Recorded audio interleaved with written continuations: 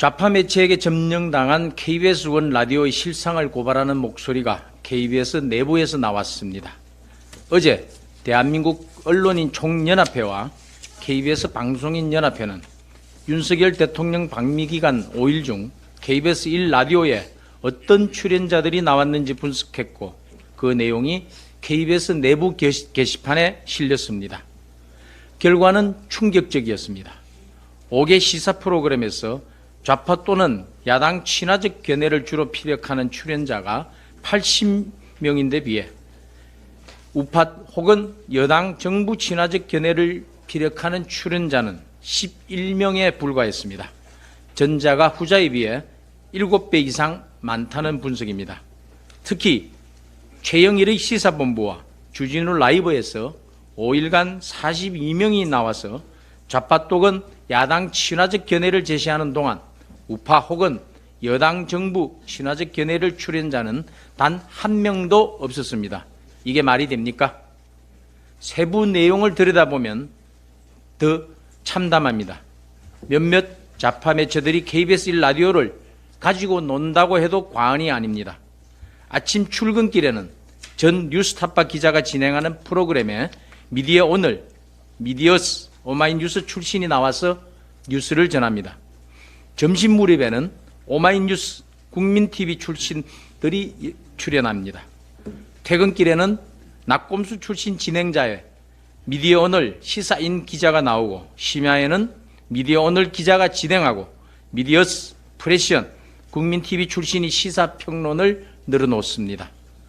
언론사나 언론인이 특정한 정치적 견해를 가질 수는 있습니다. 비난받을 일이라고 보지도 않습니다. 누군가가 좌파적 혹은 우파적 견해를 가졌다고 해서 방송 출연 등의 제약을 받아서도 안 된다고 생각합니다. 그렇지만 공영방송 KBS는 이렇게 대립되는 견해를 균형 있게 보도할 책무가 있습니다. 대통령 방미처럼 정치적으로 민감한 사안이 있을 때일수록 더 그렇습니다. 방송법 제6조는 방송의 공정성과 공익성을 규정하고 있습니다.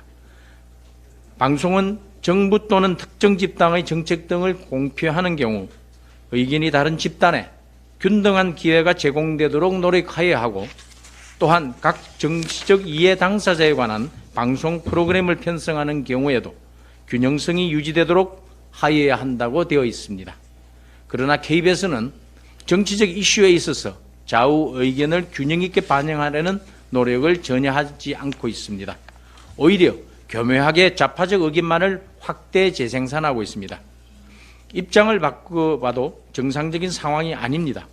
보수 정권이 들었다고 보수 성향 출연진들만 온종일 공영방송에 나온다면 그것도 잘못된 일입니다.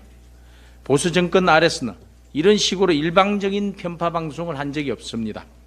지금 KBS 라디오는 미디어 오늘과 오마이뉴스가 없으면 방송을 못하는 지경인 것으로 드러나고 있습니다. KBS 1라디오에는 최소 하루 4번 이상 미디어 오늘 전 현직 기자들이 출연하고 있습니다. 최경영의 최강시사 고정 출연자, 주진우 라이브에서는 상시 출연자, 김성환의 시사야 진행자가 모두 미디어 오늘 출신입니다.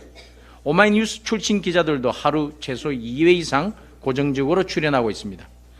미디어 오늘 문제는 특정 매체의 편중뿐만 아니라 다른 중대한 문제를 내포하고 있습니다.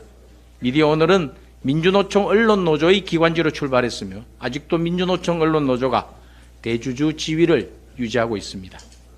결국 민주노총이 KBS 라디오를 점령했다고 봐도 무방할 것입니다.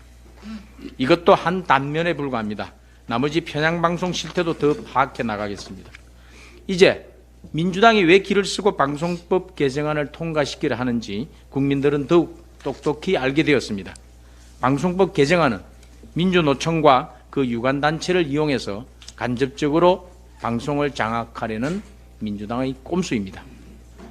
공영방송은 어떠한 권력으로부터라도 독립적인 언론으로 자리 잡아야 합니다. 정치 권력뿐만 아니라 노조 권력으로부터도 자유로워야 합니다. 민주노총 언론노조에 의한 방송 장악, 국민은 더 이상 용납할 수 없습니다. 방송법 개정안이 국회를 통과하면 대통령은 제2요구권을 행사해야 마땅할 것입니다.